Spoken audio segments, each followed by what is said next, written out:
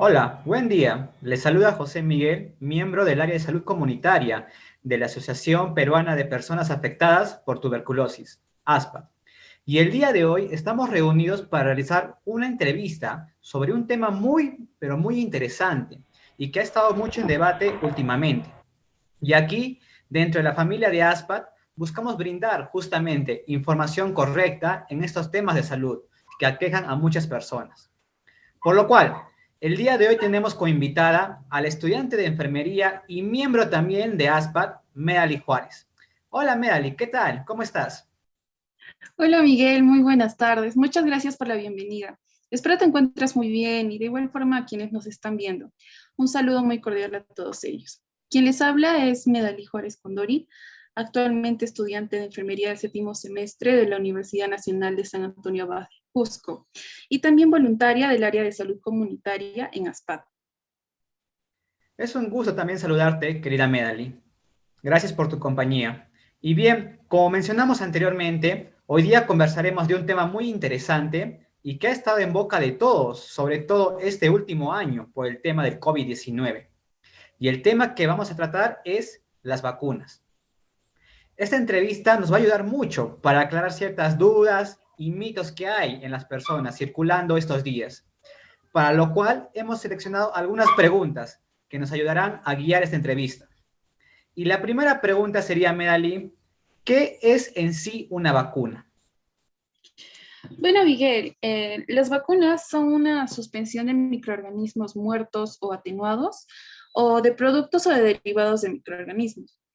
Todas estas están destinadas a poder generar inmunidad contra una enfermedad, estimulando la producción de anticuerpos, ¿no? El método más habitual para administrar las vacunas es la inyección, y aunque algunas se administran de forma de vaporizador nasal u oral, más que todo primaría lo que sería la aplicación por inyectables, ¿no? Correcto. Y ahora, enfatizando el término que dijiste que busca inmunizar el cuerpo, entonces, ¿cuál sería la diferencia entre la vacunación y la inmunización? Es importante el poder conocer la terminología para diferenciar el momento en el que decidamos utilizar la palabra. Exacto. Entonces, hablando de lo que es la vacunación, este es el acto en el que el profesional de salud efectúa al momento de introducir una vacuna en el cuerpo de una persona, y esta vacuna va a producir la inmunidad contra la enfermedad para la cual existe el método preventivo. Ahora, lo que es la inmunización, este va a ser el cambio real que va a suceder cuando uno recibe la vacuna. Es decir, es el proceso por el que la persona se hace inmune mediante la vacunación. Es el momento donde ocurre esa estimulación a nuestro sistema inmunitario para generar nuestras propias defensas. Esa sería la diferencia entre vacunación e inmunización. Correcto, Melanie. Entonces, comprendido. La vacunación es el acto en sí de poner la vacuna y la inmunización es el proceso que viene a ser la vacuna, el efecto de la misma vacuna. Ahora, tenemos una pregunta bien interesante y es, ¿qué es lo que contienen en sí las vacunas? ¿Qué lo compone una vacuna? Bien, Miguel, a ver, propiamente una vacuna contiene diferentes microorganismos donde se mezclan de 3, 4 o más productos, estos químicamente purificados. Estos son aislados de los agentes infecciosos, de los cuales se puede utilizar determinadas fracciones del virus o de la bacteria, ¿no? Del cual nosotros vayamos a utilizar según sean las subunidades, los toxoides, los polisacáridos, conjugados, etcétera, ¿no? Actualmente se observa que se utiliza un mayor número de antígenos al momento de mezclarlo, ¿no? Para prevenir diferentes enfermedades con la misma inyección que contiene cada mezcla de diferentes antígenos. Bueno, para seguir incrementando nuestro vocabulario, un antígeno es una sustancia que se introduce a nuestro organismo y que está desencadena la formación de anticuerpos, generando así una respuesta inmunitaria. Y los anticuerpos son una sustancia segregada por nuestro organismo para combatir alguna infección de algún virus o alguna bacteria. Correcto, entonces. Y ahora, Melanie, ahora hablando sobre el contenido en sí de las vacunas, imagino que se puede sacar tal vez tipos o tipologías de estas mismas a través de su contenido. Entonces, la pregunta sería, ¿existen tipos de vacunas? Si es el caso, ¿cuáles son? Exacto, Miguel. Hay tipos de vacunas. Tenemos las vacunas atenuadas e inactivadas. Las vacunas atenuadas son aquellas que contienen a los organismos vivos, pero estos no van a reproducirse porque están alterados para poder evitarlo. Entonces no van a generar la enfermedad. Solo el organismo va a desarrollar una respuesta inmunitaria. Viendo que este tiene los microorganismos vivos, entonces las personas que están con algún problema a nivel del sistema inmunitario o tienen el sistema inmunitario comprometido, debilitado, entonces no pueden recibir este tipo de vacunas, ¿no? En cambio, tenemos las vacunas inactivadas, a las cuales se van a diferenciar de cierta forma de estas atenuadas, porque estas van a tener los microorganismos muertos, ¿no? Estos van a ser inactivados mediante procesos físicos o químicos, y este tipo de vacunas sí se van a poder utilizar en personas que tengan el sistema inmunitario comprometido, ¿no? Por el mismo hecho de que estos microorganismos van a estar muertos, ¿no? Ujú. Y bien, Melanie, me gustaría enfatizar un poco en esta pregunta. Entonces, yo deduzco que debe haber todo un proceso de por medio para establecer cuándo una vacuna va a tener un microorganismo activo o no activo. ¿Es así? Claro que sí, Miguel. Y acá entonces tendríamos que mencionar algo muy importante de quiénes son los que elaboran las vacunas, ¿no? Exactamente. Esto Entonces, se debe de indicar de, y ya lo hemos visto creo en esta pandemia, que son laboratorios farmacéuticos reconocidos o universidades que tengan este tipo de tecnología, ¿no? Y así pueden desempeñar este tipo de estudios. Así también estos deben contar con profesionales calificados, ¿no? Mínimo con una licenciatura en ciencias, en campos de biología celular o molecular, química, bioquímica o microbiología. Incluso algunos laboratorios farmacéuticos piden un poco más, ¿no? Te piden una maestría o un doctorado. Y también aquí es conveniente poder mencionar a la Food and Drug Administration o Administración de Medicamentos y Alimentos, la FDA, que es este ente quien va a supervisar, ¿no? Todos los ensayos clínicos que vayan a hacer estas entidades, ¿no? Para poder evaluar la eficacia y la seguridad de las vacunas. Entonces, la FDA también va a contar con estos profesionales, sean científicos y médicos también, y también estos tienen que ser calificados y tienen que tener una mayor trayectoria que los que tengan los laboratorios, porque ellos van a revisar esas vacunas, ¿no? Entonces, por lo general, estos puestos requieren grados muy especializados en las carreras ya mencionadas. exacto. Entonces, me gustaría enfatizar de que el personal que elabora justamente las vacunas tiene que ser un personal calificado justamente para su tarea y tal vez un poco quitar el mito o el perjuicio de que personas sin experiencia son quienes elaboran las vacunas. Creo que es Ajá, importante transmitir el exacto. mensaje de que a la población, que las personas que crean vacunas son personas realmente con conocimientos y capaces de hacerlo. ¿Verdad, Medali? Sí, como te digo, tienen que tener esos estudios especializados, ¿no? Justamente porque están trabajando con vidas, ¿no? Y que una vacuna es justamente para proteger la vida, ¿no? No para perjudicarla. Ujú. Y ahora, justamente mencionando eso último que dijiste, me gustaría preguntar, ¿por qué es importante vacunarse? Sabemos que, por ejemplo, en el Perú hay un plan nacional de vacunación. ¿Esto es obligatorio? ¿Es voluntario? ¿Qué nos podrías comentar sobre eso, Medali?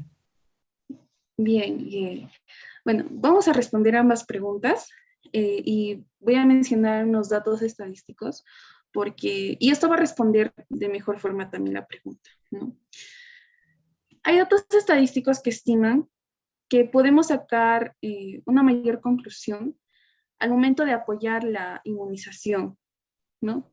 ¿Pero por qué? Indican de que si se cumpliría con estos objetivos de poder dar esa cobertura de introducción o la utilización continua de por lo menos unas 10 vacunas que son muy importantes como la de la hepatitis A, de la hepatitis B, del meningococo, del papiloma del virus del papiloma humano, de la influenza del tipo B, la encefalitis, el sarampión, el meningococo, etcétera, se podría hasta evitar de 24 a 26 mil millones de futuras muertes en más de 94 países, sean bajos o también muy bajos, ¿no? Entonces, mediante esto podemos ya visualizar de que sería muy grande esa proyección, ¿no? Si las personas realmente cumplieran, por lo menos con las vacunas requeridas, entonces podríamos evitar muchas más personas enfermas con enfermedades que se pueden prevenir mediante la inmunización. Actualmente existen entre 25 a 26 tipos de vacunas para poder prevenir diversos tipos de enfermedades, ¿no? Y una de estas se coloca, por ejemplo, en lo que sería la primera etapa de vida, que vendría a ser cuando uno es recién nacido, y que esta vacuna es la del BCG, una vacuna del bacilo de Calmette-Guerin, que esta contiene la cepa debilitada del Mycobacterium bovis, ¿no? Que esta se utiliza para prevenir una enfermedad que ha sido en su tiempo causante de una tasa de mortalidad extraordinaria de recién nacidos, que sería la meningitis tuberculosa, ¿no? Ahí podemos ver cuán importante es la inmunización, cuántas vidas podemos salvar mediante la inmunización. Entonces, ahora, respondiendo a la segunda pregunta de que si es obligatorio o es voluntario, en sí es voluntario, Miguel, y además gratuito. Es por eso que en el país se organizan campañas que incluyen información e incluso recomendaciones sobre la importancia de la vacunación, ¿no? Del uso del carnet de vacunación también, ¿no? Donde tienen que ahí anotar todos los datos, la fecha en la que se te pone una vacuna, el nombre de la vacuna, y entre otros temas que se utilizan para educar a la misma población. Y estos puedan ver el panorama así al 100% de la prevención. Estas campañas se van identificando según el lugar, la edad, el sexo, la prevalencia de alguna enfermedad, es decir, cuándo y quiénes lo necesitan. Por ejemplo, vamos a poner aquí al Cusco, cuando hay épocas donde hay friajes, entonces acá se colocaría lo que es la vacuna de la influenza y serían campañas para poder concientizar a las personas si puedan recibirlas y prevenir gripes o incluso complicaciones de las mismas, ¿no? Correcto, Medali. Entonces, quisiera rescatar algo muy importante que dijiste, ¿no? De que las vacunas son gratuitas, por lo menos por el gobierno peruano, el Ministerio de Salud lo ofrece gratuitamente. Y creo que en cada puesto de salud se puede acceder a esto. Y es muy importante que las personas puedan acceder, acudir, saber la importancia de las vacunas. Sobre todo porque tengo entendido de que las personas, por ejemplo, las madres gestantes, tienen que ir sí o sí a sus controles y también ser partes de ciertos tipos de vacunas. ¿Es así? Sí, es así, Miguel. En el control prenatal te indican todo. Como ya indicaba, se educa al paciente. Entonces, al momento de educar al paciente, también se le brinda esa información de qué vacunas debe de recibir para poder proteger tanto a ella durante el parto, durante la labor de parto, así como también al recién nacido, ¿no? Al momento de traerlo a este mundo. Bien, Medali. Ahora, cambiando un poco el panorama, sabemos que acá en ASPA trabajamos o tenemos un poco más de énfasis en el tema de tuberculosis. Entonces, nos gustaría preguntar si existe o no una vacuna para la tuberculosis. Sí existe la vacuna contra la tuberculosis, Miguel, y esta es la llamada BCG, bacilo de Calmette-Guerin, la cual es inoculada en el recién nacido, como te mencionaba, pero que esta protege de la meningitis tuberculosa. Ahora, debemos distinguir en la tuberculosis, ¿no? Es verdad que en ASPAD luchamos por aquellos que tienen tuberculosis, pero es importante saber que no solo existe una. Con solo mencionar a la meningitis tuberculosa, pues ya ahí podemos deducir que hay o existen muchas más. Para lo que convendría indicar de que existe otro tipo de tuberculosis con el que de repente confunden con la vacuna del BCG, que sería la tuberculosis pulmonar, que es ocasionada por el Mycobacterium tuberculosis, pero que para esta no es probable que se desarrolle una vacuna. Es verdad que la necesitamos muy urgentemente porque hay una tasa de contagios muy grande también de esta enfermedad, pero aún no hay luces, ¿no? Esperamos que esté disponible para su administración sistemática en los próximos años, Miguel. Sería muy bueno, pero por el momento para este tipo de tuberculosis, que es la pulmonar y que también ha sido contraída por alguno de los miembros de SPAD, no hay hasta ahora una vacuna. Esperemos con el tiempo a ver si la tecnología puede desarrollar, porque esta también se puede relacionar con lo que sería en aquellos tiempos. Por ejemplo, cuando apareció el VIH, la tuberculosis también tuvo un fuerte impacto en esas personas. Desde esa época hasta ahora, no se ha podido desarrollar una vacuna para poder prevenirlo. Pero haciendo esa diferencia, ¿no? Para que también nuestros colaboradores puedan saber con qué vamos a promocionar, cómo, a quiénes vamos a ayudar y de qué forma lo vamos a hacer. Bien, Medellín. Ahora, justamente hemos dejado para el final esta pregunta que ha estado rondando mucho y quisiera saber tu opinión acerca de esto. Y la Ok. pregunta es, ¿qué hay respecto a los rumores, perdón, que las vacunas puedan contener chips o dispositivos electrónicos? Imagino que has escuchado. Sí, Miguel, ha sido un tema que en noticias e incluso hasta en mi familia lo he escuchado. Y primero me gustaría indicar de que al Perú se hicieron, desde hace mucho tiempo se hicieron acuerdos para poder adquirir vacunas, ¿no? De farmacias como lo que son Sinopharm, AstraZeneca, Pfizer, COVAX Facility. Hasta el momento se ha ido utilizando lo que es de Sinopharm y de Pfizer porque son las primeras embarcaciones que han llegado y que se han utilizado para la ejecución de la primera fase de vacunación y que aún sigue ejecutándose, ¿no? Cabe recalcar que ninguna de estas, dentro de su composición, lleva ese mencionado microchip. Y vamos a poner de ejemplo estas dos y voy a mencionar qué es lo que contienen y que también lo hemos tocado acá. Bien, Sinopharm desarrolló su vacuna con el virus inactivo y en cambio Pfizer es quien introduce una nueva forma de generar inmunización. Y me gustaría poder aquí ampliar un poco. ¿Y a qué me refiero con una nueva forma de generar inmunización? Habíamos indicado que las vacunas se hacían a partir de algunas partes de microorganismos. Pues bien, Fisher acá está utilizando lo que es el ARN mensajero del virus. Y este se trata de la información genética del virus, que da la información suficiente al cuerpo para que éste pueda generar inmunidad suficiente para que en reacciones futuras el cuerpo sepa cómo actuar, ¿no? Y este no necesita, o bueno, al momento de que nos lo inoculan, no entra el virus propiamente.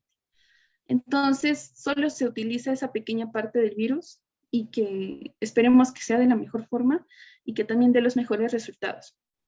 Entonces, durante esta explicación, propiamente la palabra microchip dentro de los componentes de estas vacunas no las utilicé. Entonces, si no hay una información que sea científica o que no esté comprobado, entonces yo podría decir que esa información es falsa, ¿no? Es importante poder manejar lo que está pasando a nuestro alrededor, pero no hay que confundir las cosas, ¿no? Y si uno desea hablar de los microchips, hace mucho tiempo en lo que es Suecia se implantó lo que era así los microchips debajo de la piel, pero esto no solamente para poder controlar a las personas en lo que era la salud, sino también las personas vieron por conveniente, y esto también fue voluntario, porque fue para algunos trabajadores de una empresa, fue incluyéndose de pocos, ¿no? Y las personas veían que era un poco más sencillo, porque solo pasaban la mano, lo colocaban en la parte de la mano y pasaban su mano y ahí aparecían todos los datos de identificación de la persona, por ahí, si quería hacer algún pago, solo pasaba la mano y ya está. No, pero esto solo lo tienen quienes lo querían, no las personas que han sido obligadas, no, todo fue de forma voluntaria. Entonces, al igual que la vacunación, todo siempre va a tener un consentimiento informado. Incluso las personas que se están vacunando ahora firman un consentimiento informado, ¿no? O se les informa y ellos van a estar de acuerdo con esas condiciones, ¿no? Todo es voluntario en este aspecto. Exacto, Amelia. Entonces, me gustaría rescatar eso último que mencionas, ¿no? De que el proceso de vacunación es algo voluntario y que siempre se debe respetar, ¿no? En este caso, el derecho de la persona. Sin embargo, como hemos mencionado anteriormente, las vacunas, todo este proceso que lo conlleva, ha sido con un solo propósito desde el inicio, el cual es prevenir enfermedades y por ende prevenir las muertes. Bueno, este tema es muy amplio e interesante, en verdad, pero lastimosamente hemos llegado ya a la parte final de nuestra entrevista. Muy agradecidos contigo, Medali, por los conocimientos que nos has compartido el día de hoy. Muchas gracias, Aspat, por la invitación y espero haber aclarado algunas dudas que tenían sobre las vacunas. Muy bien, gracias, Medali, y a todo el público de ASPAD. Nos vemos en una próxima oportunidad con más temas de salud pensados en ustedes. No olviden de seguirnos en nuestras redes sociales de Facebook, YouTube e Instagram como ASPAD Perú. Muchas gracias.